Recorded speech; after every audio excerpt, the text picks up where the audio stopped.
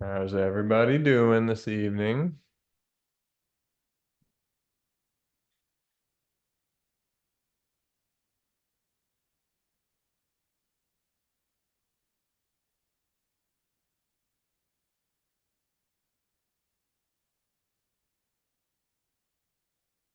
I'm well. How are you? Good, good. Thanks, Larry.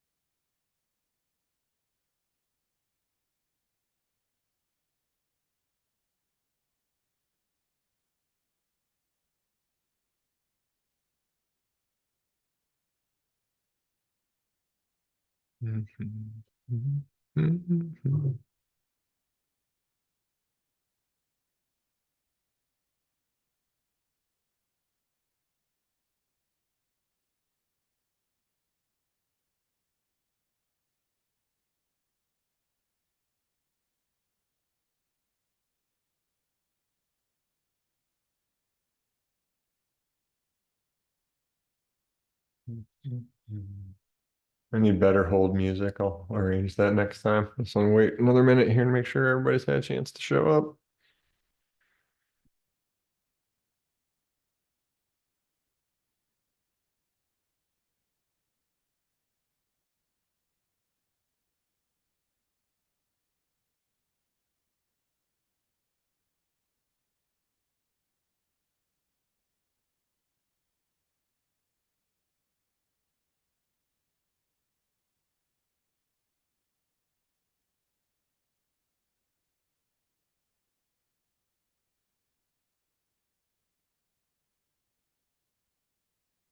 Oh, Caitlin, sorry to hear your job is meeting. I know how that goes.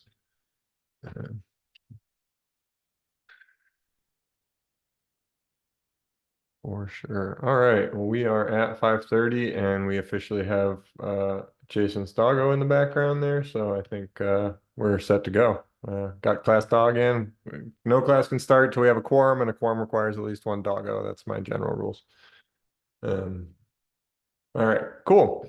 Um, I think we have a little bit of time today because I'm not going to go over too much new material that we haven't at least touched on once in class already. We're going to talk mostly about true, false, and Boolean logic today, and different ways you can use that with some examples. But before we get into that, I want to just kind of do some pulse checking and see if I can touch on some common concerns or questions or problems or issues I've seen some of you having through various conversations and things. So um, one is, and I sort of wrote a little bit about this this afternoon during my lunch in the thread, but um, I want to take a little bit of time to appropriately frame where I think the most payoff of any of this free code camp work is for you and how to use it as a tool.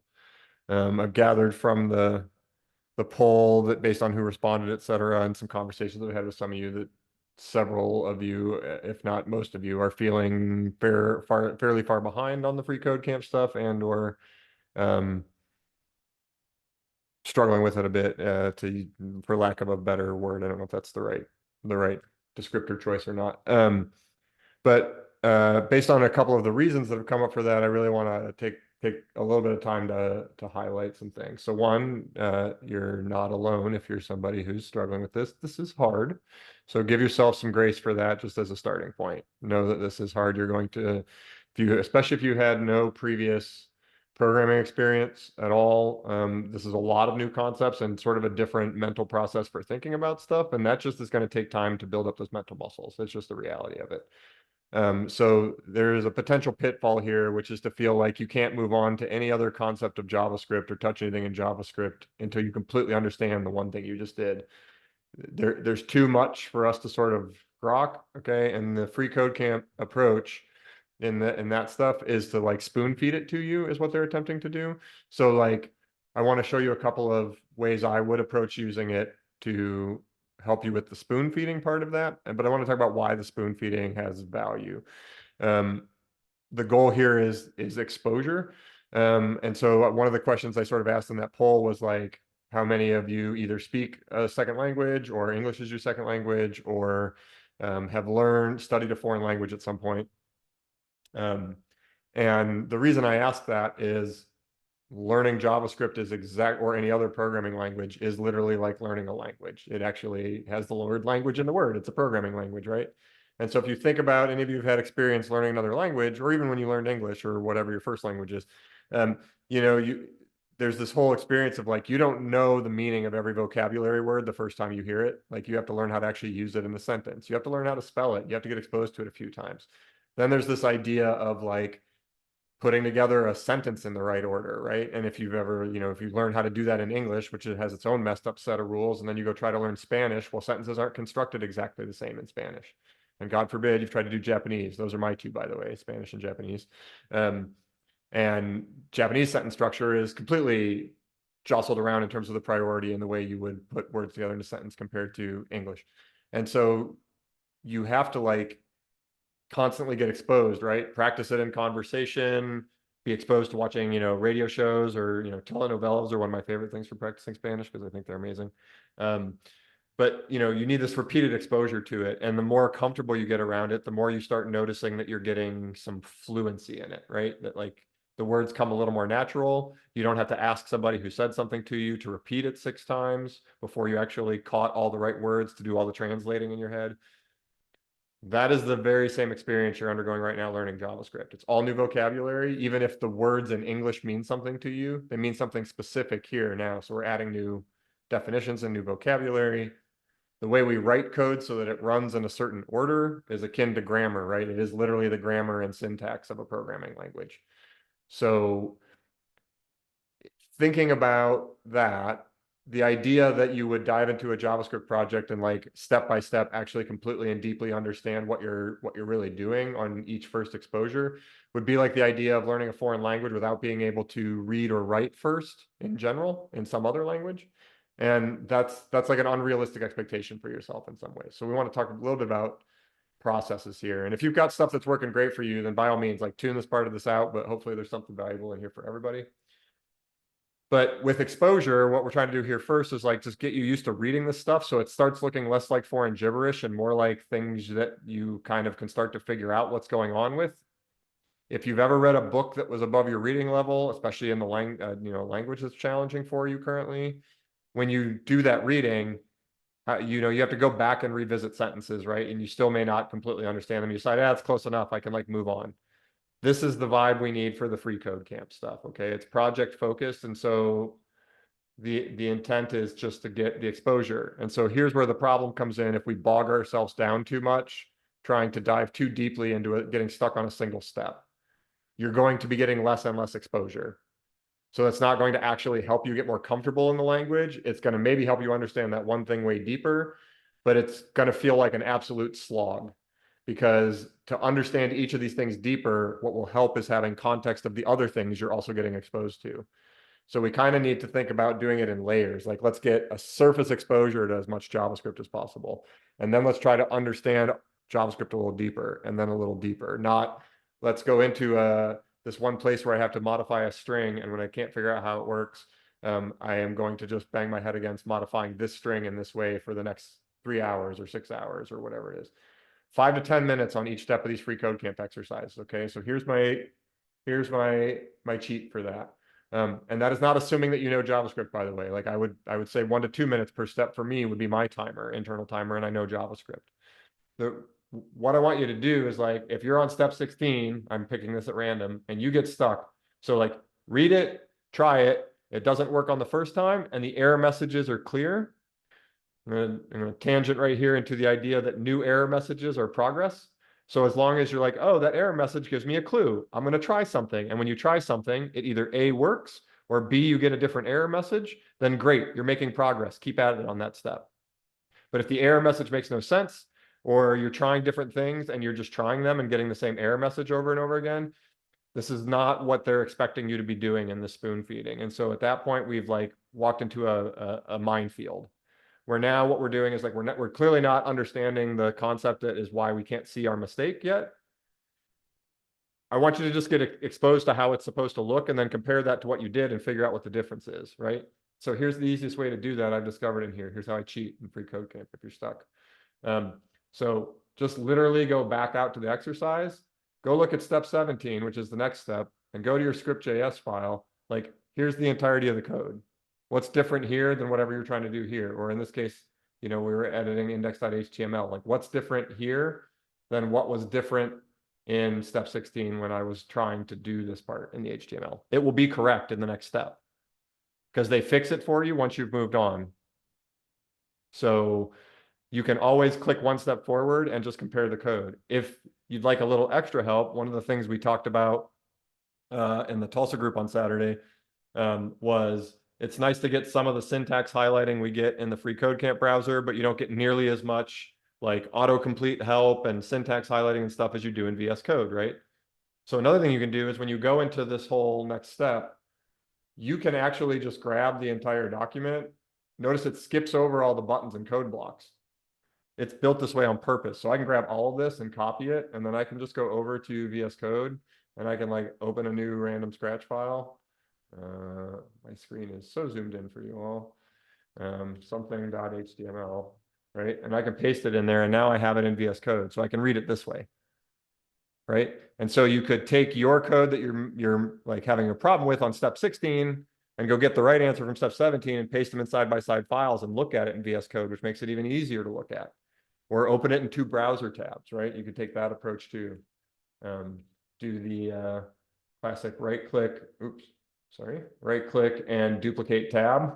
And now I have two copies of the same step, and I could bump this one over to step 17 and look at how this is different line by line. Line numbers are helpful for keeping them, together. And once I pulled this out, you can do even something like this, right? And now I'm setting myself up to do like a differential. And see, okay, so we have the body, we have the div, and then I'm supposed to be adding something in here. And oh, here's what lines 12, 13, and 14 are supposed to look like exactly now, right? That was the answer to the previous problem. So line number and line number, you can compare previous and next steps. And this is great practice for you and much better learning than either confusing explanations, because directions aren't always the clearest with things. For some people, they make sense, and other people, they don't. They may, the error message may not be clear. So that's why I say, like, as long as you feel like you were actively making progress and not just being frustrated and banging your head against the wall, keep trying to like do the coding. Absolutely, you'll get something out of that. But the instant you're like, well, I have tried things, I have thought about things, and now like I don't really understand where to look relative to this error message. Just go look at the answer and compare, because now you're getting this practice reading code that works, and also looking at code that is broken, and being able to start to see the differences between the two is literally a huge part of actually a real world job skill as a developer. So like a real world story for that, right? Let's say, for instance, I have shipped a feature for a client, and then we get a bug report that something about this feature isn't working, okay? And then we discover that feature isn't working, and we just shipped something new. I need to figure out, well, is it what we just deployed to the site that is now causing this new problem, or was the problem there before? And what I'm going to literally do is go back through the Git history and start looking at like what changed when and what is literally different between those two bits of code. So this is direct practice and an actionable job skill, like looking at code on one side and looking at code on the other side and comparing them, pasting it into VS Code to look at. These things are great.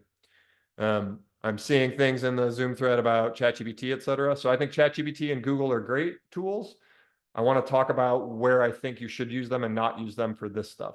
I would not Google or ChatGPT answers to free code camp problems. Just look at the answer in the next step. It's exactly correct, and it will save you 0 search reading. Like the answer's there, just don't search it.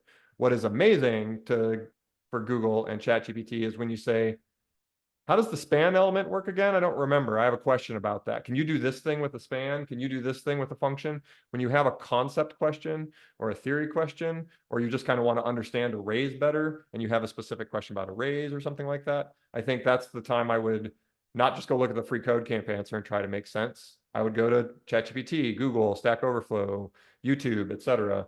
When you're trying to like understand the idea, that's great for that stuff. When you're just trying to figure out where that missing, I love fireworks, that's perfect timing. When you just figure out that, like, oh, I've got a semicolon in the wrong spot or too many parentheses or anything like that, that is when I would just go look at the next free code camp answer and do the practice of how is what I did different from what's correct. I say that now knowing like, know that there isn't always one right answer to solve things in code, but in free code camp's case, there more or less always is. Like they're testing for a kind of specific solution. So super useful to do it that way. So treat free code camp like your exposure to JavaScript. Like I should be speed reading, like, you know, fun fiction at the beach, like the books I don't have to think too deeply about in this first exposure. When you work on your coffee shop app, and when we talk about stuff in class, and when you engage in discussions in the thread and in the JavaScript channel, hopefully in Techlahoma, those are places where you can start to like dive deeper into trying to understand concepts deeper. I think that you're going to be happier doing that when you're working in VS Code on your real project, and when you're, you know, asking those questions and having real conversations about them. Free code camp, because of its nature of spoon feeding, trying to treat it like you're building like full programs in like VS Code is obnoxious. Like it's harder than it needs to be. So like I want to hopefully help you use the right tool for the right type of learning, if that makes sense. Because I think we've been, some of us have gotten a little caught up on like how we get through the free code camp stuff. And I don't think it's always the best tool, but I think it's a great tool for this kind of exposure where you literally just have answers. So when I took calculus way back in high school, which was like back in the caveman days where we had to, you know, make our own pencils out of coal and trees, I guess, or whatever, as you say. That was the way my calc teacher taught most of the intro calc concepts. Here's the problem, here's the answer, tell me how I got it, right? And so you can kind of think about the free code camp approach for these projects as something very similar. Like you can have the answer right away. It's not a mystery. What we want you to do is understand at least what your questions are, or what like you might need to be more pointed about and trying to figure out what a question is that you might have by looking at the differences between two things that are kind of handed to you. So let's lean into that on the free code camp. And then to that note, while I've got it up, I'm not going to really like explicitly assign homework per class or anything following this. What I will say based on the plan that's in the current syllabus, which I just did minor updates to, this first chunk of things right here down through this palindrome checker project before there's a gap, at least by the end of your break and before you start module 3, if you have gotten through all of these, that is a good goal. That is essentially where we're going to try to get by me breaking it down. I was going to go one farther. I'm just going to ditch that because I know we're learning and this is a new curriculum material. So I'm getting timing on these exercises is also new. Know that this date object one will be a little heady because dates are just hard to think about, but it's only 24 steps, so it's shorter. So they're not all like straight long. So yes, I 100% Nate, I agree. I don't think free code camp instructions are terribly explicit sometimes, but also they're trying to do something a little different than the way I think a lot of times things are explained. So rather than say, here's the whole concept of why you're doing this thing, they're just saying, do this thing, trust us, you'll figure it out. And you'll see why it's important on the next step. And sometimes they do a good job of following through on that, sometimes better than others. But I think that's why I want to emphasize, like, that's the value of the way you use that tool, is to kind of like speed run through it and let them give you the answers, because they will kind of, that is part of them explaining it. At least that's how I would treat it. And that's where I've found it useful. So that's my note on free code camp. We're going to aim for you to get through this last palindrome checker project before you start module 3. I think that's your target. I'm not going to even talk about assigning them anymore. I would love to hear questions or things about them as you have them, but don't get to them as you get to them, right? And as they're useful to you, and work the way that's most useful to you. I'm not giving any other review material. There's the old legacy free code camp curriculum we've looked at, and also the javascript.info I've previously linked up through module 2 in that on this guy. So 1 is intro and 2 is fundamentals. Everything from here to here is also a great review for everything we've done in this module. It's all the same material, nothing majorly new, but unlike free code camp's instructions, very like detailed, straightforward explanations of these things. So I think a really useful review. So that's going to be the total of assignment materials. So on this coming Saturday, we'll have more instruction. The following Saturday will be your last day of this module, and that will be another build day to work on the coffee shop app. So this is what we basically have left that we're going to introduce. So today we're going to go over Boolean logic and control flow. So that's basically like our if then else sequences and ways we can leverage that stuff. Then on Saturday, we'll do some more, a deeper dive into objects. And then next week on Wednesday, we'll do loops basically, and how those work. And that's it. That is the end of new concepts you're getting. Is just a deeper dive into objects and some related things to objects, the Booleans we're doing today, and loops, which you've already done at least one loop in your free code camp exercises if you've done some of them. You've already made objects, and you've already done some if-else statements. So none of this is completely new. But again, this is that idea of that layered, repeated exposure. Generally speaking, like I think they say when you're learning languages or any new concept, really, it takes at least 3 different exposures to it for it to click. Usually that means 3 different types of exposures, right? So you've read it, you've heard it, and you've done something with it. Or you've, in this case, like read it, Googled it, and typed it, like 3 exposures at least, right? So just know that that's going to be an ongoing thing too. Cool. All right. The other thing I mentioned in a longer thread in the channel that I want to reiterate today is if at any point you find yourself in the, I have a blank screen or an empty function and I have no idea what to do next, I'm just staring at it and going, the problem, I'm trying to build a feature. This is the feature. This is the thing I'm doing. I don't know where to start. The thing you're trying to solve then is too big. That isn't always 100% of the case, the reality, but I would say far more often than not, it is. So what I mean by that is like, instead of trying to figure out what code you need to write to solve this larger problem, think about what the smaller problems are you need to solve this larger problem. And what are the smaller problems you need to solve those smaller problems? And eventually you'll get to problems that are smaller that you're like, oh, I need to write a function that prompts the user for their username. That's something I can solve now, and that feels solvable. And so there's lots of great tools that aren't writing code for this, like drawing little flowcharts, whether that's scribbling on a piece of paper. I often have a notepad next to me, or using, any of the charting tools that exist out there, FigJam, Excalidraw. There's all kinds of Miro, Lucidcharts. There's a million different flowchart tools out there. Pick one that is in your budget if that's free or whatever, and that you like if that's what you want to do. Or some people work better thinking in like lists of things and breaking stuff out that way, but somehow you need to come up with some mind map it. There's lots of tools for that, but think about the idea of how do I make this big problem nothing more than a collection of smaller problems, and keep doing that recursively. We're not going to get into recursion in this class, but if you don't know what that means, like fractally, and if you don't know what that means, like when you zoom in on the kaleidoscope, it's the pattern over and over again, right? So we're going to break this problem down into 3 smaller problems. Then we're going to treat each of those 3 smaller problems like they're their own new problems, and break each of those down into smaller problems till I get to some scale that feels way more approachable to me than I don't know how to build a login, or I don't know how to build a shopping cart. Right? So I know with all the remote education and the way we're doing things in Zoom and being split between OKC and Tulsa, I was just picking up on a fair number of vibes of both people either feeling like they were the only one that was behind on anything, or that like you should be able to completely grok JavaScript by getting through one of these free code camp projects as you do it. And that's not going to happen. And that's not really the best use of the tool. And I want to alleviate frustration and keep us all feeling productive and like we're learning new stuff and moving forward. So there's my advice on that stuff.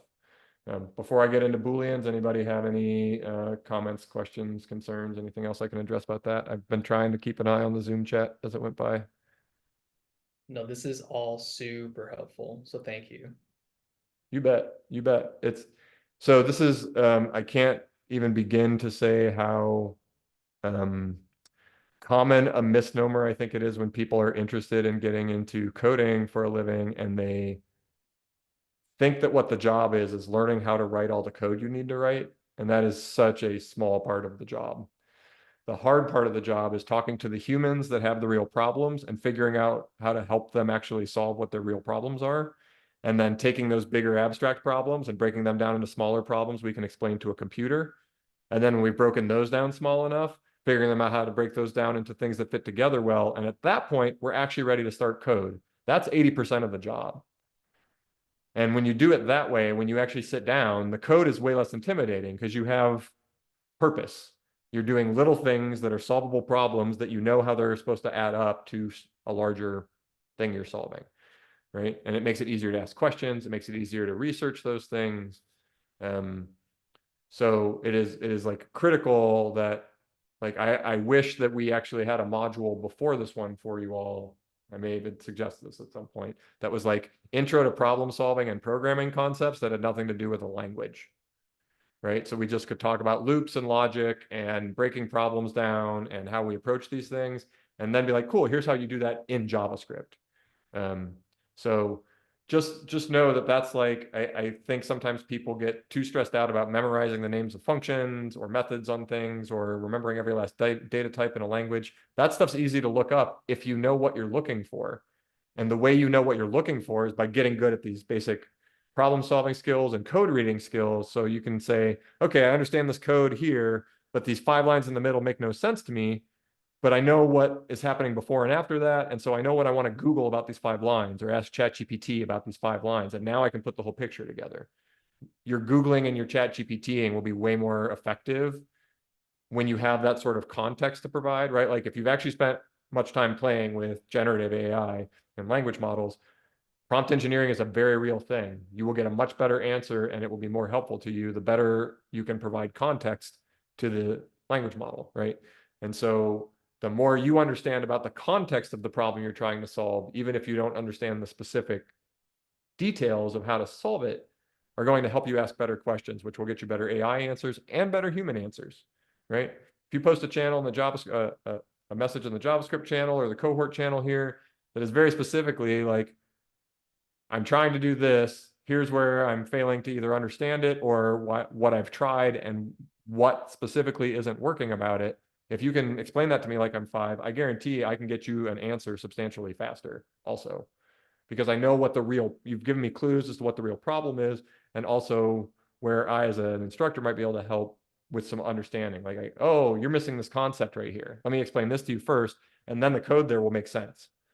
Okay. So those skills to me, way more important for you to get out of this than remembering what all the methods are you can call on strings. You can look that up anytime you want. Cool. Okay.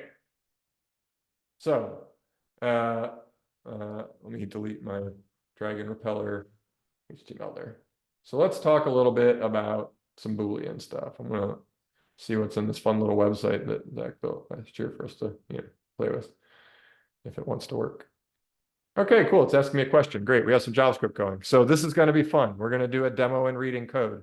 This index.html file I just opened, or in class, whatever it is what I assume Zach wrote, or whoever wrote it, and looked at the git blame even last year. I don't know what it does. I haven't looked at it. It was just some material for playing around with Booleans in class. I knew what I was going to teach you about Booleans. So we're going to go look at this code and figure out what happens. So clearly, I'm getting asked something, so we must be running some JavaScript, right? Because I can't make HTML do this. Anybody tell me what built-in web API method we're calling to make this happen? Prompt. That is exactly right. It's prompt. I am 1 million years old. See if this breaks. I'm curious. Oh, I'm not over 21. Oh no. 1 million is definitely over 21. This page has a bug. Let's go digging, shall we? Those of you who've played with the form validation project already or gotten through a lot of it probably have an idea of what some of the problems might be here, right? Now, all that said, know that in the prompt function, we don't really get to deal with any of that. We're not building a custom form, so we can't do all kinds of validation and stuff on it that way, but we can absolutely check the answers, right? So let's look at our document here. Notice there's no separate JavaScript file or anything. Literally everything I have for in-class materials is this one HTML file. We've got our basic document boilerplate. And then we have an H1 with no text content in it, right? Notice that this is empty. Sometimes it's helpful to even look at stuff like this, right? Like here is a container and there's nothing in it. And it's got an ID welcome message. So I'm guessing that that's where we displayed me not being old enough, but we'll see. And then we've got a script tag. I'm going to close this up for a second, just so we can see the document structure better. The script tag, by the way, folding is super helpful to learn to see the structure of your code. It will fold on your curly braces and fold on your arrays. And it's a great way to track when you accidentally missed closing something up because the fold doesn't work the way you expected it to. And then you're like, oh, it didn't fold right. Oh yeah, I didn't close that parenthesis or close that bracket. So useful tip there. So we just have a simple script tag and then the closing tags for our body in HTML. So anything that happened on this page all happened because of JavaScript, because there's nothing in the HTML in the body except this empty H1, right? Okay, so let's look at our JavaScript here. And for sanity's sake, I'm going to close up the head tag. And I'll go ahead and put our our H1 tag back on one line. Okay, so in our script here, first thing we're doing is creating a new variable called age and storing the result of calling prompt, right? So we call prompt and it says, how old are you? That's going to return a value of what type? What does prompt return? Anybody remember? Always? String? Yep. So even if I type in 1, it's going to be the string representation of 1. Now, when I try to use it as a number, JavaScript will try, depending on what I do with it. But remember, that's like where the plus gets weird, right? Okay. So we're going to get a string back for how old are you and store it in the variable age. And then here we're creating, notice what the type of is of age is as a variable, right?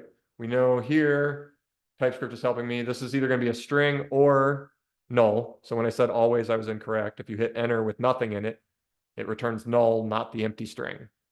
Very similar, but not the same. Okay. So I'm either going to have null if they typed nothing in, or I'm going to have a string. I could do a check there and be like, well, if they did null, then I can show a message that's like, you have to enter your age instead of saying you're not old enough, right?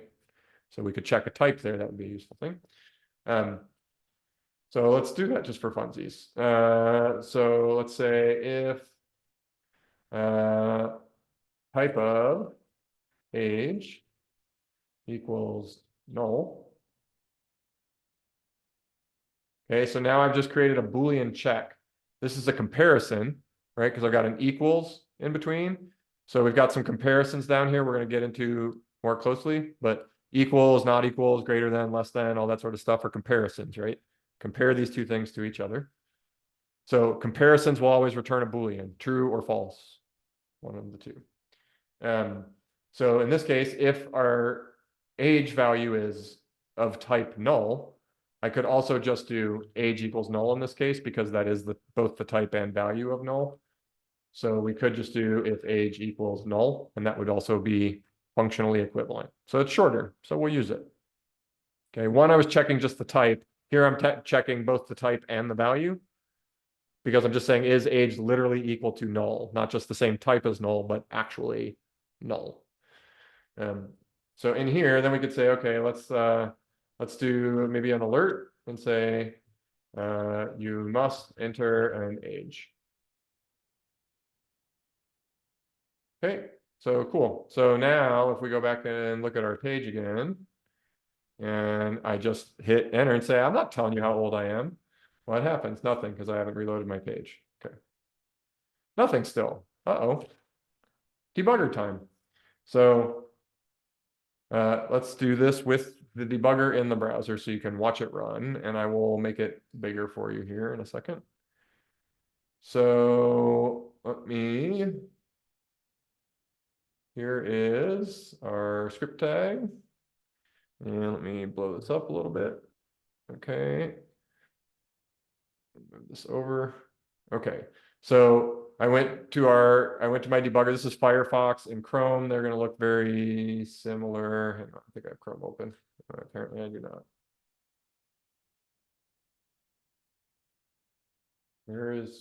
Apparently my Mac has decided it can't find Chrome anymore. I don't know. Where go Chrome? What do? I literally just opened it to start the Zoom meeting 5 minutes ago. Okay, I'm gonna find that. Let me show you this.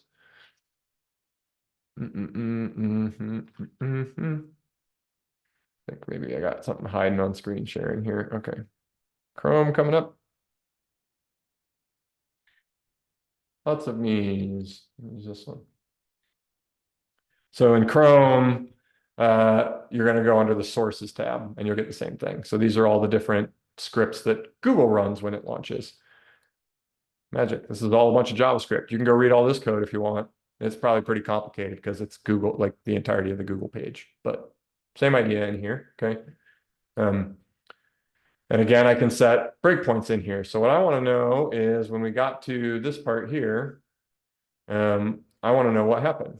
So let's refresh the page and I'm going to enter nothing. And now we're paused here. And what we're going to see here is what's happening in my actual values here. So let me remove all this stuff because it means nothing to you. And we're going to look at what's happening in our current scope. So remember, we talked very briefly about the idea of function scope. When we create a function, it's like its own little block of code on the inside. We can declare our own variables inside that function, et cetera, that exist. And then there's global stuff we can call, like console.log. Console is a global object. You don't have to go get it from somewhere. You can just call console.log. So we're concerned with what's happening in this current block of code. And what we want to know, so you can see age is actually an empty string. So TypeScript led us astray here, I suspect, but let's see what happens. I'm going to step forward one step. So we went past this, and you can see age actually is the empty string, not null. So I think my hover tips from VS Code there are actually incorrect. I don't know when prompt returns null. It says it does, though, which is interesting. So since I'm a type nerd, and this will kind of help you figure out, I'm going to demo looking something up. Let's go to MDN and look at the prompt function. So you can see this is part of the web API and it is on the window, which is the global object when you're in the browser. So there's a global object called window. It has a property called prompt, which is a function. Okay. So the return value says it is a string containing the text entered by the user or null. If the user clicks the cancel button, you get null. So we just learned something new. So that I actually don't know if I remembered. And this is my point about being able to look stuff up easily. If I hit enter on OK with nothing in there, we get an empty string. But if I hit cancel, we get null. So now if I hit the cancel button, we're now here and we can see age is actually null in my debugger. So when I let this keep running, I'm going to get the alert, you must enter an age. Okay. Anybody have any? We just debugged a problem. Like I literally made a mistake because I didn't understand the specifics of how the prompt method returned its types and figured that out just now. So I think this was a good like problem solving modeling moment. So if anybody has any questions about what I just did, I want to stop and answer them. That window on the far right where the null value was, how did you open that up, or did that automatically open when you set the breakpoint? This opens in the debugger tab normally on Firefox, and then in Chrome it would be here. Let me load the same page over here. Here, I'll just copy this URL. I don't know where I was about to type it. I can do the Chrome example too. I flip back and forth between browsers at work a lot because I do development, so web development. So I kind of have to test stuff in both all the time anyway. So in my sources tab here, hang on, I'm gonna have to cancel out of here real quick. Okay, in my sources tab here, I will have the inclass.html file, and then over here I've got my right-hand pane that looks very similar. So in here in the scope, I'll see anything that's defined when this page runs. But there's also this idea of a watch expression. So you like if there's something specific you're looking for, you can always put it there. So if I just know I want the value of age, currently it's null. When I refresh this page and I say, oh, I'm gonna hit okay, now I can see age is an empty string. Like It's just a convenience. A watch expression is just something in the debugger. You can say, I don't want to have to look through the entirety of the scope box to find this variable every time. Just put it up here for me. And you can just add or delete those. They're not changing code or how anything runs. It's just debugger convenience. Okay. Any other questions about our little debugging there?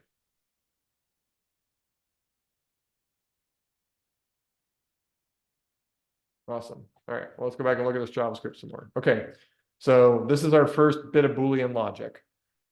So in JavaScript, whenever you create an if clause, you always put parentheses after it, and those parentheses define a Boolean condition. So whatever is inside those parentheses needs to be something JavaScript can treat like it's a Boolean. So in this case, I've got a comparison in there, easy to treat as a Boolean. If these two things are equal, it's true. If they're not, it's false. JavaScript will do exactly that logic, okay? Again, a reminder of strict equals versus loose equals. So 2 equals is loose. I don't know why that bounced me back over there. 2 equals is loose, and that means only has to be the same value and could coerce the type if it needs to. So the number 2 and the string 2 are equivalent in loose equality. 2 equals. Ooh, I got bubbles with the balloons with this one. That cracks me up. 3 equals has to be same type and same value. So it has to, they both have to be a number and the value 2, not just equivalent to the value 2.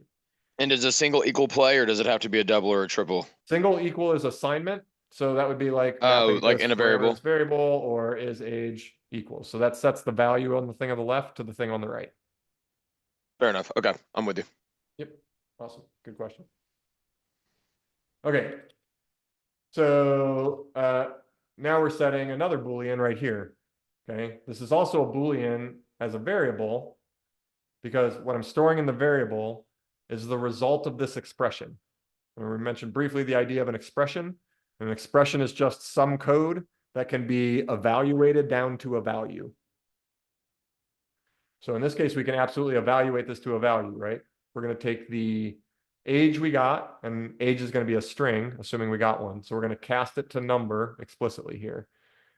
So this is going to create a new number object temporarily and wrap our age string in it. So we'll get the actual age equivalent of whatever I typed in.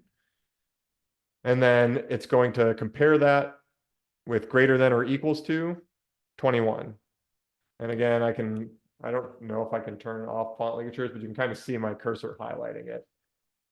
That's greater than, and then an equal sign. Okay, it's not, it's just my VS Code set up to make that look pretty when I do it. So it is of age will be a Boolean, meaning it will be true or false. That will be its only 2 values it can have. And it will be true if our age as a number is greater than or equals to 21, and false if our age as a number is less than or equals to 21. Okay, so let's debug another problem here. When I typed in 1 million, I definitely should have been more than 21 years old. But we can see the bug. I'm not over 21. That seems weird. So let's go put a breakpoint in there when we do that, because clearly what must be happening here? Let's go look before we put the breakpoint in, what should happen. So we can ignore these 2 lines for now because they don't have anything to do with anything. We have is of age, and then where do we use is of age? If you don't know this, by the way, if you command click or control click, depending on your operating system, on a variable or a function name, it will go to its definition or the other place it's used in the nearest file, the first place it can find it. So when I command clicked on this, it actually opened another window of the same file and found that usage of it, but it also showed me it's used here and it's also used here. Handy. Shows me all the references in this file. So here we're logging is of age and logging is of age, but this if is probably where we're changing what happens based on that variable, right? Because this is how if else logic works. So if we find that if is of age, we're setting our welcome message to great, you're over 21. If not, we're setting it to this.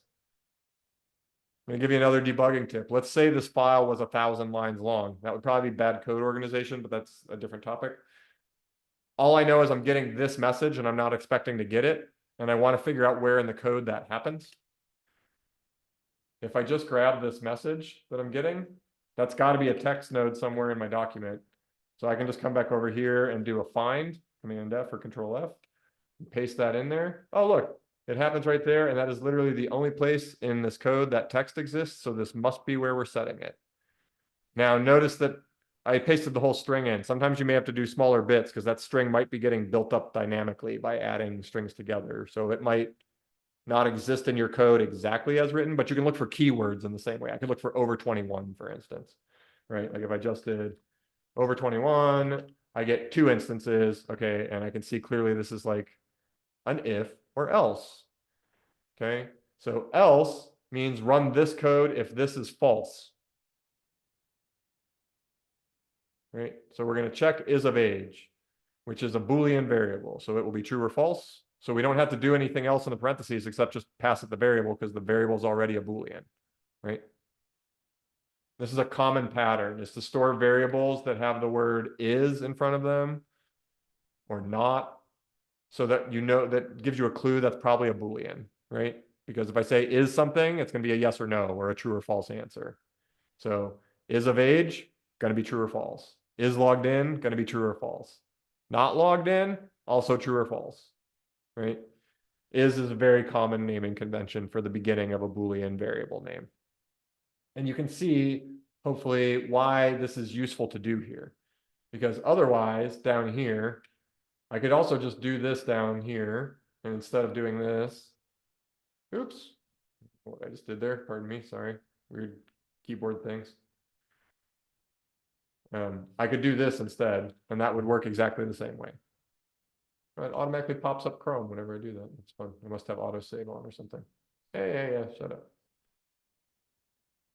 I turned my live server off for a second. Okay. If I have to check whether or not a user is of age anywhere else in the app, I'm going to have to write this every place I do it. And then what happens if we change, let's say I had to do that in 5 places, and then we change the requirement that you're allowed to visit the site if you're over 18. I have to go change it in all 18 places, right? Or where 5 places or wherever I put it. Whereas if I go back to what we had here before, then everywhere I care whether or not the user is of age, I can just use that variable. And then if we change the logic and say, well, you only have to be over 18, I change it here where we define it, and that's it. And everything still just works. Okay, so that's why whenever you have Booleans, you're going to check in more than one place. Or if the logic for the Boolean is more than just like a simple or really simple short expression, storing them in a variable you can use for that, like flipping that switch is a very useful pattern. Okay. Okay, so clearly I'm expecting when I type in 1 million that I should get, great, you're over 21, but I'm not, I'm getting here. But I didn't get any errors, and I didn't get that you should not enter an age. So anybody have a guess at what's happening before we just look at it with some debugging? It's probably only picking up the 1 and dropping the string. Yeah, that might be. So let's take a look at what happens when so let's remember in the code here, as soon as we get that string back, we're casting it to a number when we do this. So this is one of those places where one way we could test this is to just use the console in the browser, right? Just use it like a little REPL here. We talked about this demo. I can just open this and just be like, great, what happens if I take the number of 1 million? Actually, I get NaN because that's not a number. Well, how does it compare NaN to, if I do greater than or equals to 21, that is false. So I'm not 21 because not a number isn't greater than or equal to 21. So that's actually the bug, right? So many things we could decide to do here, but this is back where I get to the part where it's actually the hard problem is the human conversation and turning the squishy requirements into real solutions. There are a lot of ways we could address this so that 1 million was actually handled the way we expected. Anybody got any ideas what some of them might be? Don't worry about the code part. I'm just talking about the business logic, how this app should work. Like regex to force numbers.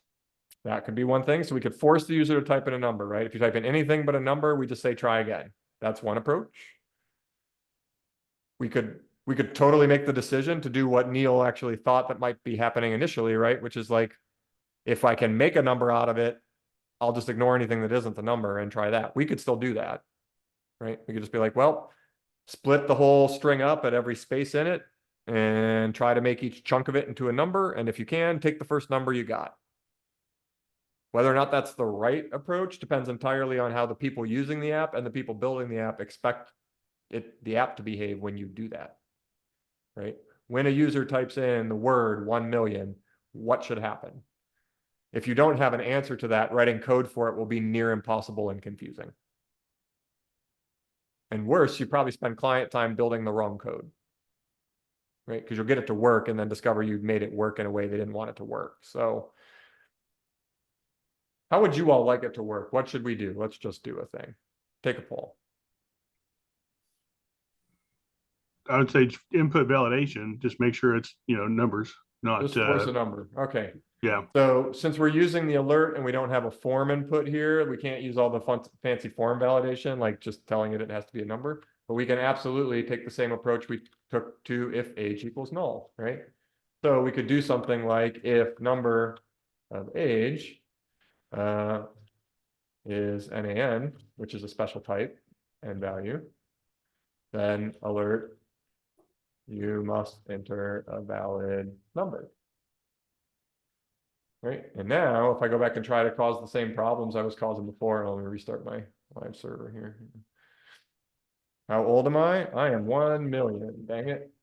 Uh-oh, that didn't work. Why didn't it work? Because I'm on the wrong tab. I must enter an age. It did work, I was just on the wrong tab. So 1 million. Let's pause, let me take my breakpoint out so we can watch it run in real time. And let's try again, maybe it's not working. Oh, I have two, maybe, do I have two different servers running? That would be weird.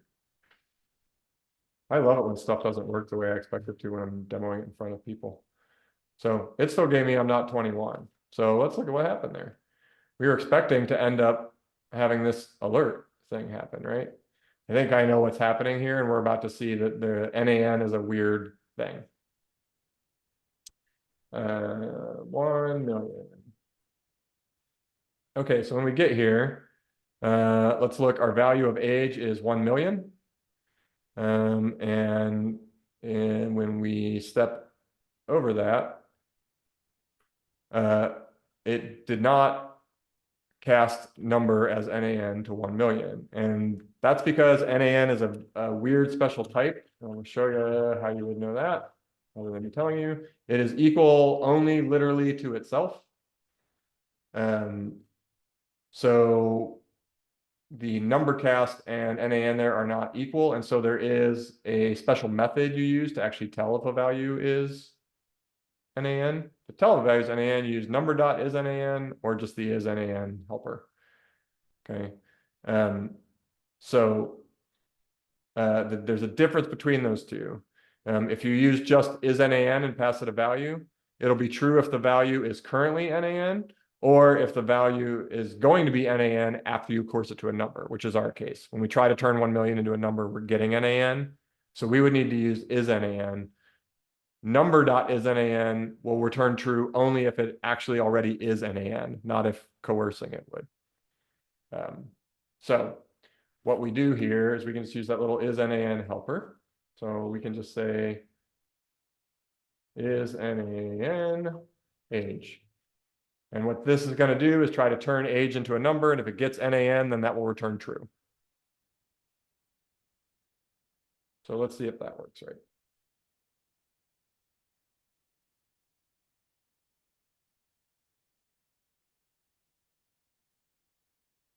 You must enter a valid number. Magic sauce. I can take my breakpoint out so we can actually watch it run in real time again. And that's going to be true if I enter anything now that isn't a number. Same response. Okay. Great, cool. Solve that little bug, right? So this is debugging and feature squashing. So let's talk a little bit more about Booleans now that we have the basic idea, right? We can do an if, and we'll run the code in the braces if the condition in the parentheses evaluates to true. If we have an else clause like we did down here, and if is false, it will then run what's in the else block. We could add another condition here if we want this to only get run if a second condition is true. So we could do else if, and then that works just like another regular if. Okay. So multiple patterns there. But that's our if else for true false. So when we look at these comparisons, oh, before we get into comparisons, one more thing. Remember, if we have this if else logic, I did briefly introduce this, and if you've done the form validation, I think that you handle it in this one. There is the ternary operator, which is the short way to just say, if this is true, this, else that. So we could do here, since see both of these are setting welcome message element.text content. So there's a lot of repetition here. We could write this same code as welcome message element.text content equals is of age question mark. That's my ternary operator. And now I give it the value if true, and then colon the value of false. So I could say you're old, oops, you are old enough. You are too young. Right? And so we're saying here, if is of age is true, return, set the value of this text content to you are old enough. And if it's false, set it to you are too young. It's the same idea of saying if is of age, set this equal to this. And if is of age is false, set this equal to that. So it's just a shorter syntax. When you're usually use it only for this kind of case, when you're assigning a value to something and you want it to be one thing if something's true and something else if something's false. That's the use case for the ternary operator. Okay, and you can have as many if you do an else if, because it just starts a new if chain basically, you could also do an else after that, or you could have 5 else ifs and then an else. But at that point, if you have that much branching, usually that's a good clue. You want to break this up into some smaller functions because it's hard for your brain to keep track of. But sometimes it's the easiest way to do stuff. Okay. So some comparators we get here. When we're comparing two values, like numbers, we have the triple equals, which you should just use by default. It's generally just better to do strict equality for so many reasons, because then you don't get weird bugs where you're expecting a string, but it was a number, but it thought it was okay because they were mostly equal. So just use the 3 equals. That's best practice these days. There is an older version of JavaScript. You can set strict mode and it will only let you use, it'll yell at you if you use loose equality. You can also set that in TypeScript to flag using loose equality. So there are times it's what you actually want to do, but generally speaking, it's just use 3 equals all the time.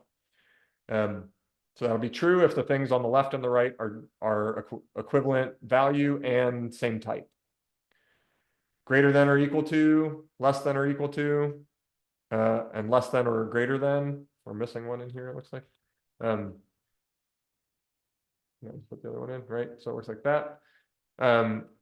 Not equals to, which is exclamation point and 2 equal signs for strict, or not equals loose is exclamation and 1 equals. For strings, greater than and less than doesn't mean anything, right? So with string comparison, what we can do is equal, 2 strings are equals or they're not equals. That's it.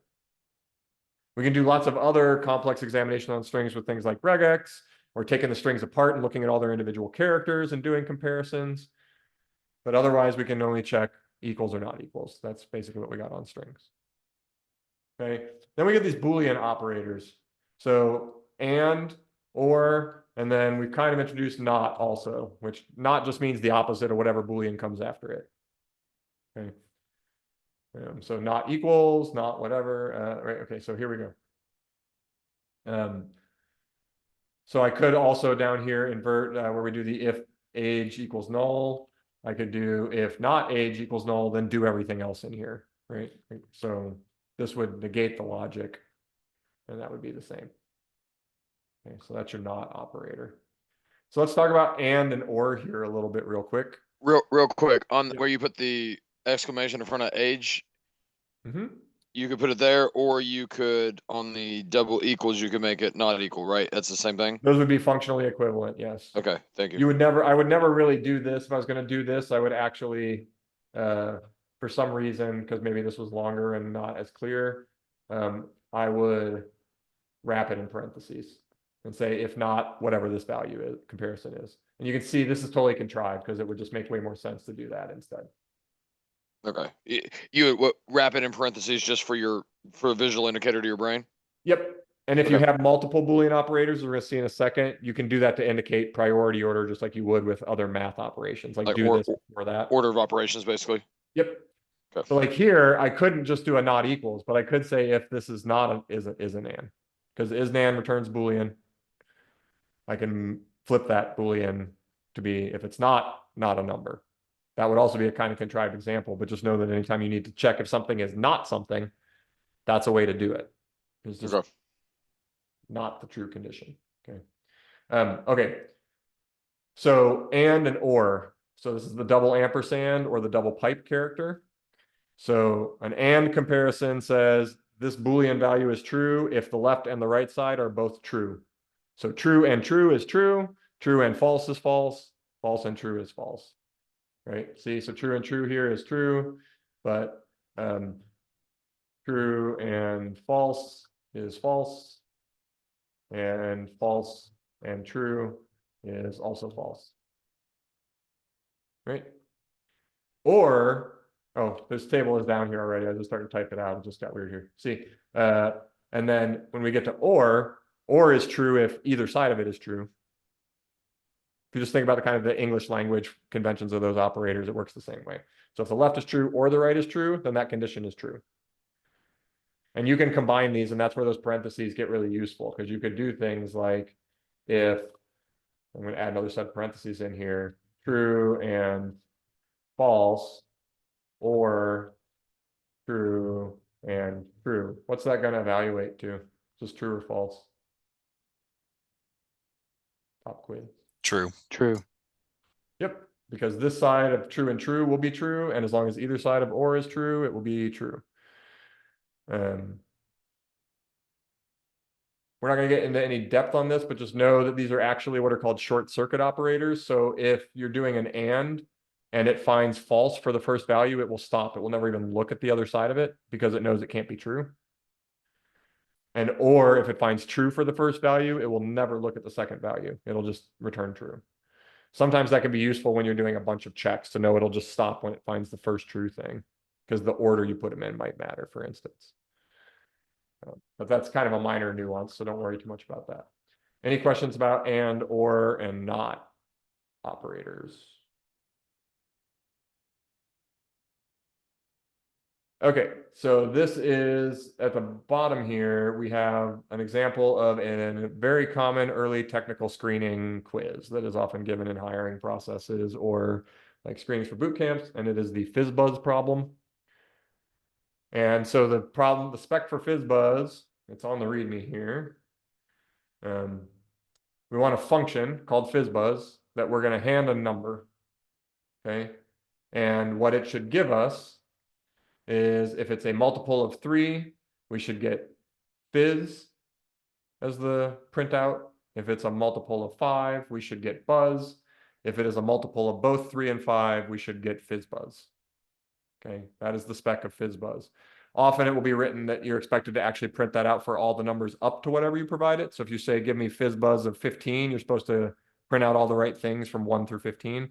But in this simple example, we're just going to put in one number and get back the right thing. That's where we're going to start. Because hint, like we talked about at the beginning of class, solving that slightly bigger problem of counting up all the right responses to the number you're given is made up of that smaller subproblem. If you have a function that gives you back the right word for any given number, to do the counting, you just count and hand each number that you count by to that function that gives you the right word back. So it's kind of like a problem wrapped around a problem instead of one bigger problem. If that makes any sense at all. Clear as mud, I'm sure. So here's one approach to doing that, and probably the most common one.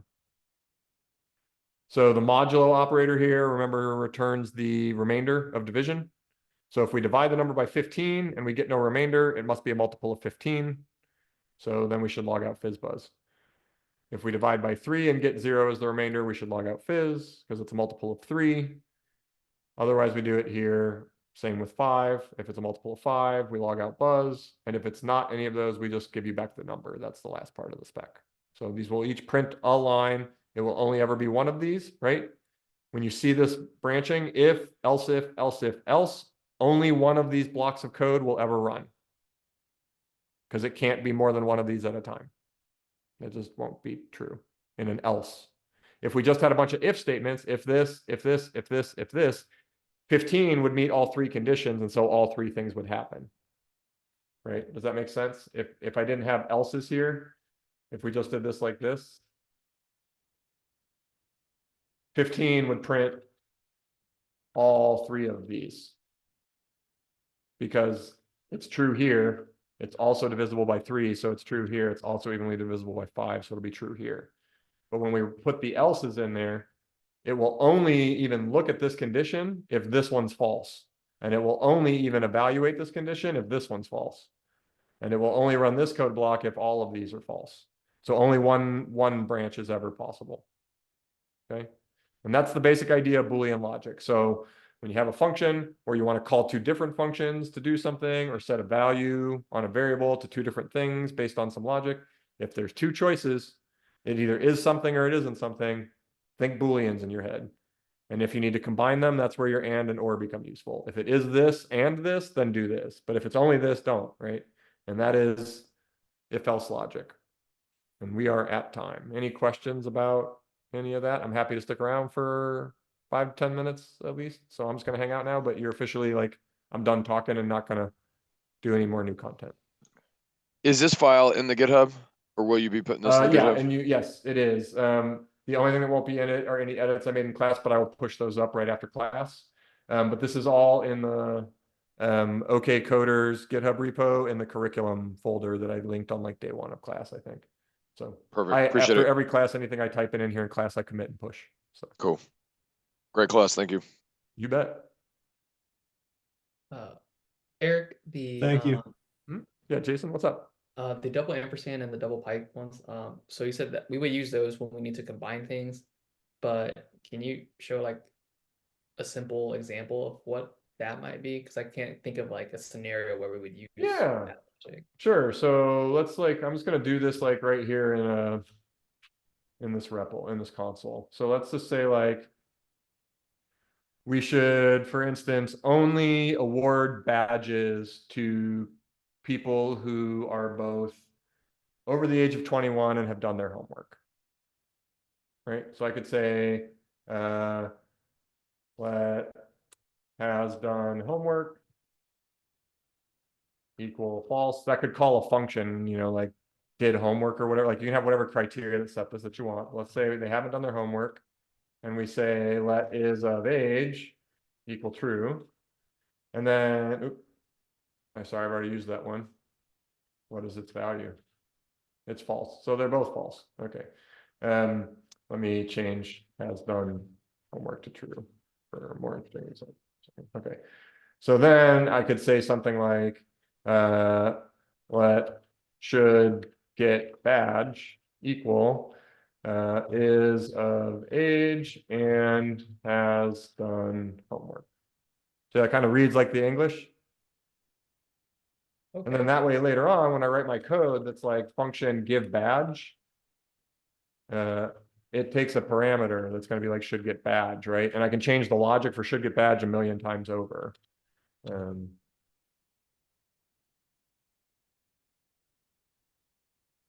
Find a function that's going to say alarm alert.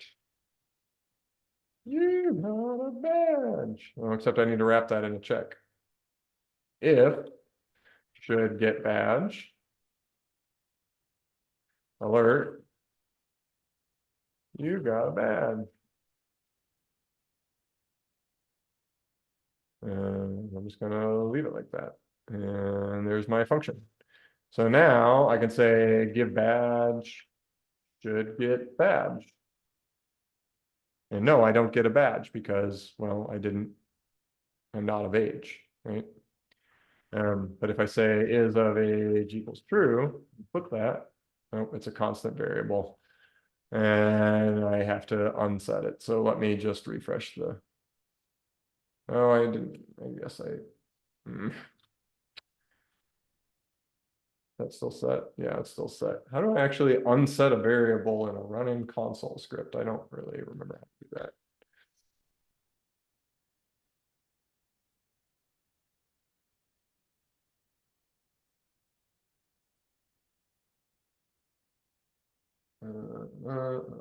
clear console history.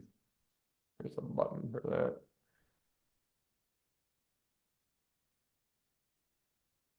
Here's the. Right click on the line with the cursor to, yeah, no, oh, right click in empty space. There we go, clear console history. Okay. That just deleted all my stuff. That is of age equal true. Oh, it didn't. Huh. Okay. But old enough, I'm just gonna make a new variable for now for time's sake.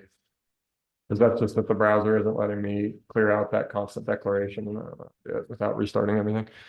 But old enough equals true.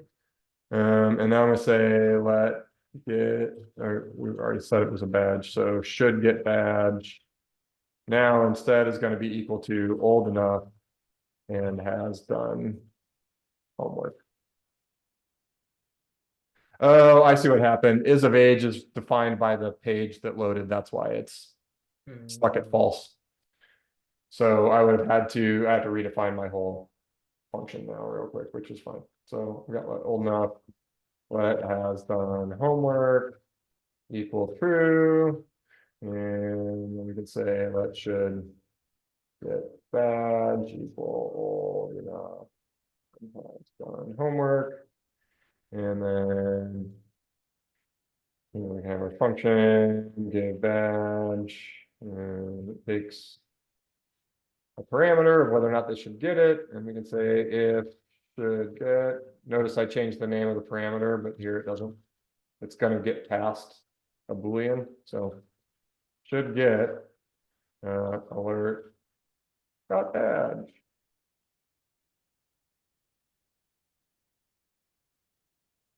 Function up, cool, and now I can say give badge, should get badge. I got a badge.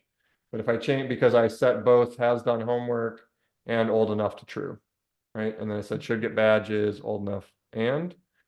So then I can say, what if I'm not old enough equals false? Okay. Okay. So old enough is now false, right? So now if I do the exact same thing and just say give badge and pass it should get badge. Why did I get a badge again?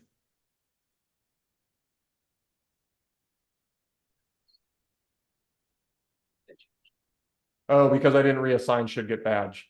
So should get badge was stored true when I made it true.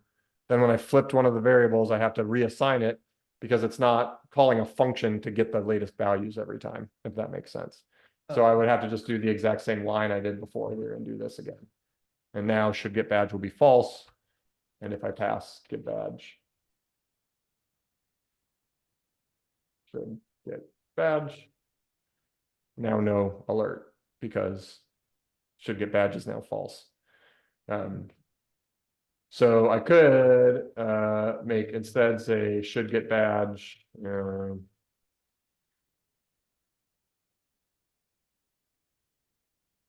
I'm changing the name once, so I don't have to go through that whole variable nonsense, but I'm gonna make it a function real quick. And what we can do is say this function is gonna return old enough and has done homework.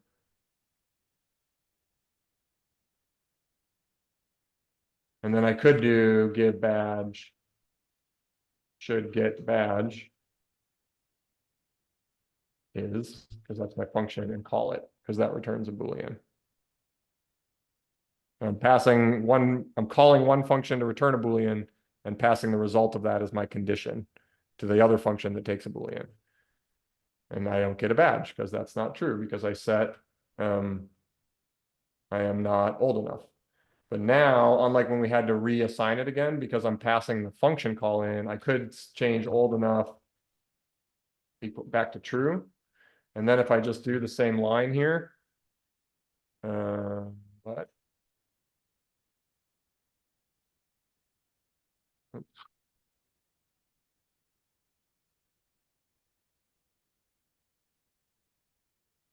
Where is that? Oh, I see what I did.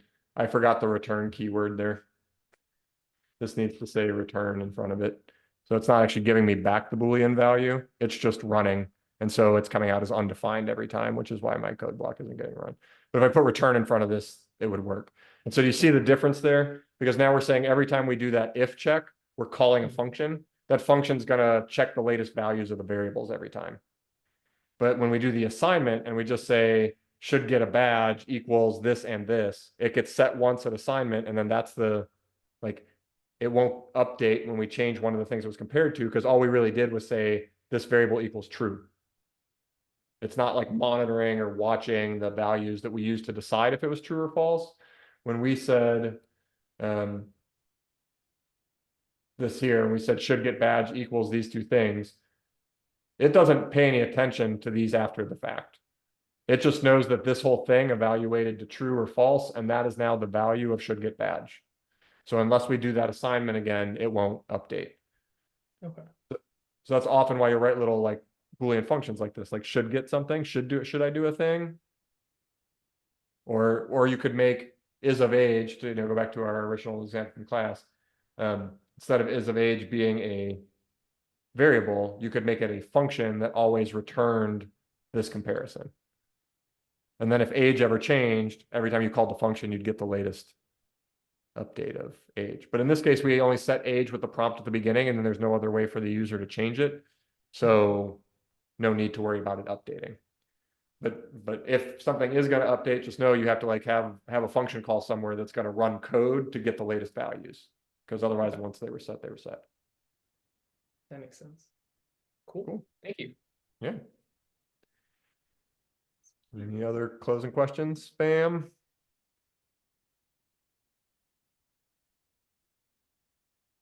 Watching them bounce out the door. Michael had asked if you could explain the percentage operator. I forget what that's called. Yeah. Let's look at that in the console too. It's called modulo. And so the idea is that it is let me get a fresh console here. So the idea is that it is the remainder of the division operation. So if I do like, 10 divided by 5, I get 2, right? Because 10 divided by 5 is 2. If I do 10 divided by 3, I get a float, right? 3.3333 some decimal. That is not entirely accurate. Notice it rounded it to a 5 at the end because it ran out of bits to store an accurate number. But if I do 10 mod 5, I'm going to get 0, because when I divide 10 by 5, it goes in twice with no remainder. So the remainder is 0. So the result of that operator is 0. If I do 10 mod 3, I'm going to get 1, because 10 divided by 3 has a remainder of 1, because 3 goes into 10 3 times. 3 times 3 is 9. Right? If I do 10 mod 3 here, what I'm saying is 10 goes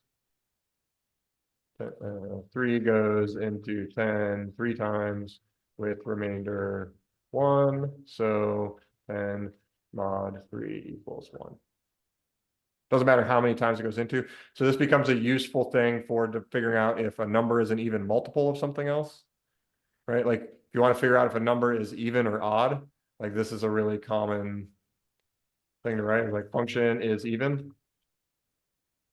You take a number, and then what you're going to do is return num mod 2 strict equals 0.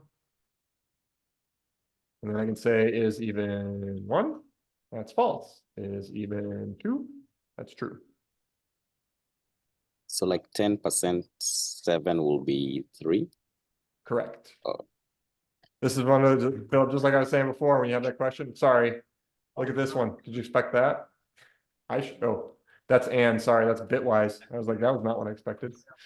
Yeah, it's 3. Okay, all right. I typed an ampersand. Ignore this. This converted both numbers to binary and did a bitwise comparison, which is not at all in the scope of this module. So ignore the single ampersand. It's doubles for and, which is a different thing, right? Here's an interesting one. We didn't get into truthy and falsy really in class. What's that evaluate to? That is not what I expected it to evaluate to. Oh, yes, it is. I know why. So technically that should be true, right? Because let's look at this. If I do Boolean of 10, it's true. And if I do Boolean of 7, it's also true. So 7 and then 10 should be a Boolean, but it's not. Because when I mentioned that these are short circuit operators, they're not, that's actually what they are. They're not truly like pure mathematical Boolean operators. So what actually gets returned here is if when we evaluate the AND condition, if both are true, it will return the right-hand value. So that's why when you get true and true, you get true back. And if you do true and false, you get false back. If you do false and true, you get false back because it short-circuited here and never looked at the other one because it hit a false, right? And so the same thing is true if I do like 7 or 10, I'm going to get 7 back because 7 was the first truthy value. Just like if I did true or true, I'd get that back. But if I do true, if I do false or true, if this was pure Boolean, you just say this is true because either one of them is true. But what it's really doing is saying, oh, I returned the first truthy value I found, which is the one on the right-hand side, which is true. Okay, so just know that, like, if you're expecting, like, you're comparing two values together and treating them like they're Booleans, you're dealing with truthy and falsy. So like any number that isn't 0 is true, 0 is false. Any string that has any letters in it is true. An empty string is false. Right? So you can test those kinds of things too. Boolean of an empty string is false. Boolean of a string like foo is true. There's a shortcut for the Boolean operator, which is to do not. That's also false. Because the first not says make this the opposite of what it is, and to do that, it has to turn it into a Boolean anyway, and then the second not turns it back into what it would have been if it was a Boolean to begin with. So that's it. There's nothing fancy about the double not operator, or the double bang, it's called sometimes. That is literally just doing not and not. But the first not converts it to a Boolean and takes its opposite, and the second one turns it back into its original Boolean value. So that's where JavaScript, again, being so squishy with its types, like, becomes a thing, right? Because again, this is false, this is true, this is false, this is true, but this is also true because it's not 0, right? An empty object is true. An empty array is true. Might seem weird that they're not false when an empty string is false, but they're not an empty value, they're a container, and the container exists, so it's truthy. That's the basic logic there. But if I wanted the value of that array at index 0, that's really weird. I did not expect that. That is JavaScript being strange. JavaScript is strange with its type coercion sometimes. I've rabbit holed a little bit now. Does that sort of make sense though with the mod and or and not? We kind of have. Yes. Yep. Thank you for explaining all that. Appreciate You you. bet. The other place mod, I'll leave you with this. The other place the mod operator is useful, other than checking if things are multiples of each other. I guess it's still that same check, but it's useful when you want to like loop around on something, like you're taking laps around a track. Every time we've hit 8 items, we should start back at the beginning or whatever. Kind of remember when we did that color changer, I did the index check and was like, if we've gone off the end, go back to the beginning. Well, you can also kind of take laps around a track by taking the modulo. Anytime the modulo is 0, you've hit an even multiple of the number of items in the list, so it's time to go back to the beginning.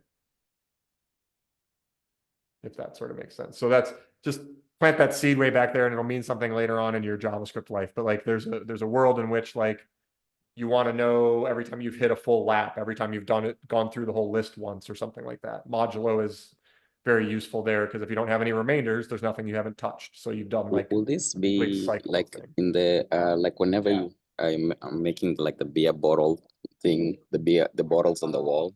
Will Mhm. that apply? It will apply there, right? Because you'll have to look at the whole thing and see if there are any more bottles and then go back.